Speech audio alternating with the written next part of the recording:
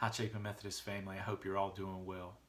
I want to speak with you briefly today as our denomination, the United Methodist Church, is increasingly in the news as we move inevitably towards a reforming.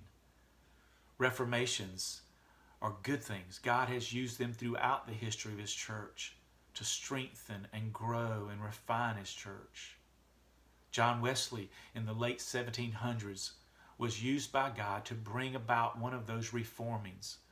Wesley was very uncomfortable with what he saw in his denomination that needed to be changed. And so God worked and directed and moved and birthed the Methodist movement. Now God is reforming this movement again. In America, in the United States, 51 of the 53 annual conferences of the United Methodist Church now have plans in place so that local churches can take votes to disaffiliate, to move forward in this process of being reformed. Unfortunately, we in South Carolina are one of the two, just 2 out of 53, but we're one of those two that have no plan in place.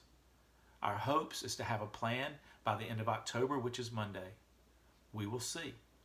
But as of today, I want to underscore, there is no plan in South Carolina, so there's nothing for us to vote on.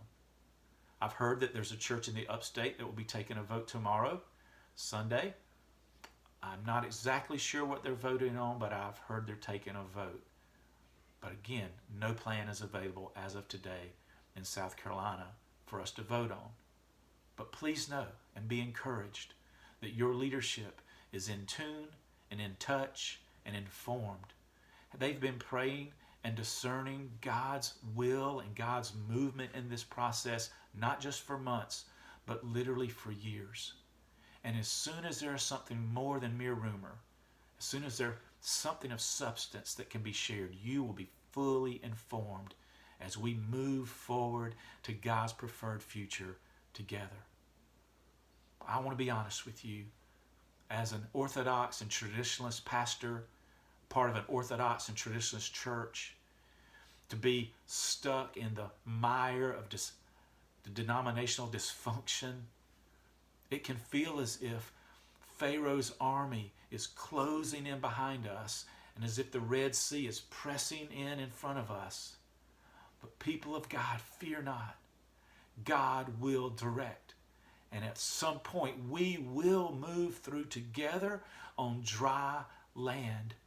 And we will take out of this struggle more than we brought into it with us.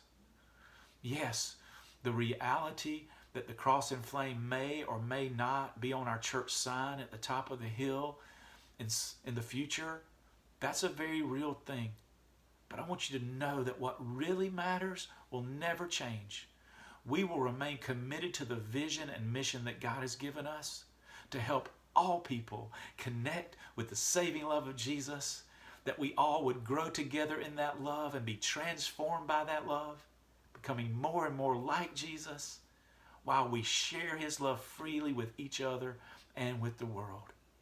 We will be a church that continues to love all, invite all, welcome all, and preach the life-changing, life-transforming, life-giving gospel of Jesus to all.